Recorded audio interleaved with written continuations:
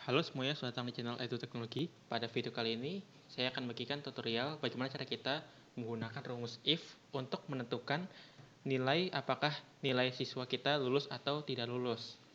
Di sini saya memiliki data, yaitu data 10 siswa dengan berbagai nama gitu ya, dan berbagai tugas yang telah dikumpulkan oleh mereka, yaitu ada tugas, UTS, UAS, dan nilai akhir.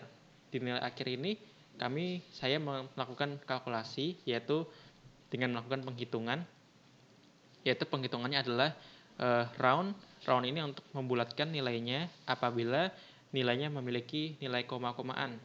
Jadi hasilnya tidak akan menghasilkan nilai koma. Lalu berikutnya adalah D5, yaitu nilai tugas.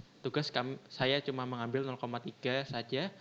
Lalu nilai UTS saya hanya mengambil 0,3 saja, dan nilai akhir hanya mengambil sekitar 0,4 saja. Nah, lalu untuk membuat keterangan lulus dan tidak lulus, di bagian keterangan ini kita isikan dengan menggunakan rumus if. Nah, di bagian baris 16 kolom A itu sudah ada keterangan lulus dan tidak lulusnya, yaitu siswa lulus apabila nilai akhirnya di atas 75. Berarti secara logika gitu ya, nilai siswa yang apabila di bawah 75 berarti tidak lulus. Lalu bagaimana cara membuatnya? Cara membuatnya adalah kita dapat membuatnya dengan menggunakan rumus if, yaitu kita klik saja di kolom H5, kita klik saja di sini, lalu kita klik tanda sama dengan, lalu if. Oke, di sini ada diberitahu rumusnya ya teman-teman ya, yaitu if logical test titik koma value if true titik koma value if false tutup kurung. Oke, di sini lalu saya menuliskan saja if nilai akhir, karena di sini keterangannya adalah siswa lulus apabila nilai akhirnya di atas 75. Maka kita ambil saja G5, yaitu sebagai nilai akhir. Keterangannya yaitu if G5 lebih besar dari 75, karena di sini keterangannya adalah siswa lulus apabila nilai akhirnya di atas 75. Lalu kita berikan tanda titik koma, lalu value if true, jika benar maka apa yang akan diberikan, yaitu jika nilai di atas 75 maka kita berikan nilai lulus. Nah, ini harus menggunakan tanda petik 2 karena ini berupa kalimat gitu ya, kata. Kalau berupa angka itu tidak perlu menggunakan tanda petik 2 gitu ya.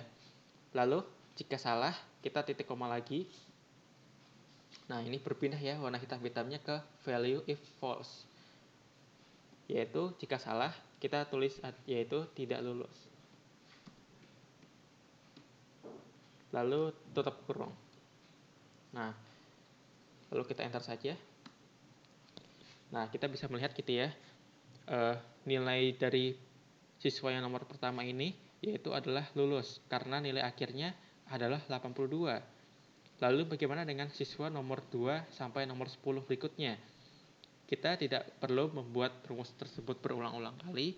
Kita bisa dengan cara menariknya saja ke bawah. Bagaimana cara menariknya? Yaitu kita klik saja di kolom H5, lalu kita klik saja di bagian kanan bawah itu. Ada kayak kotak kecil ya teman-teman ya, kita bisa tarik ke bawah. Nah, di sini didapatkan bahwa terdapat 3 siswa gitu ya, 3 siswa yang tidak lulus dikarenakan nilainya berada di bawah 75 dan bukan di atas 75 seperti itu. Seperti contoh gitu ya, siswa yang bernomor di nomor 4 ini tidak lulus dikarenakan nilainya tepat di angka 75. Dikarenakan di sini kan keterangan lulusnya adalah siswa lulus apabila nilai akhirnya di atas 75. Tetapi nilai dia itu pas 75, sehingga tetap dinyatakan tidak lulus. Lalu untuk 2 siswa lainnya yaitu adalah 74 dan 72. Ini tidak lulus dikarenakan dia benar di bawah 75. Lalu bagaimana cara kita untuk supaya ini lebih dinamis gitu ya datanya, tidak harus kita mengubah satu persatu. Karena kan kalau misalnya kita ubah di sini KKM-nya menjadi 70, lalu kita tarik lagi ke bawah, maka semua data akan menjadi lulus gitu ya. Lalu bagaimana cara kita untuk mengubah data ini supaya lebih dinamis lagi dan kita dapat menggunakannya untuk jangka panjang seperti itu ya.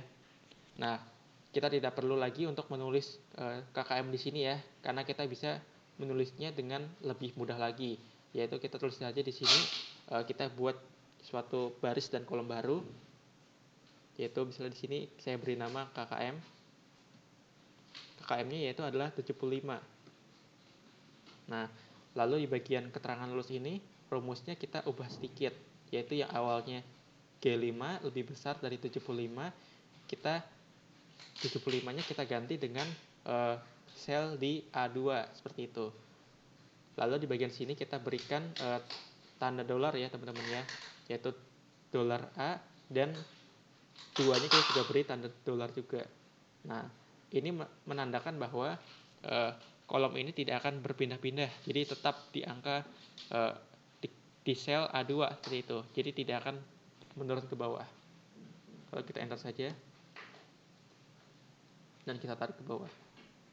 Nah, oke ya, semuanya sudah sesuai.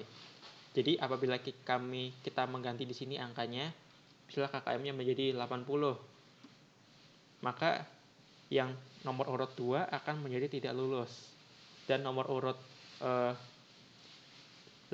tidak lulus juga gitu ya, karena KKM-nya itu di bawah 80.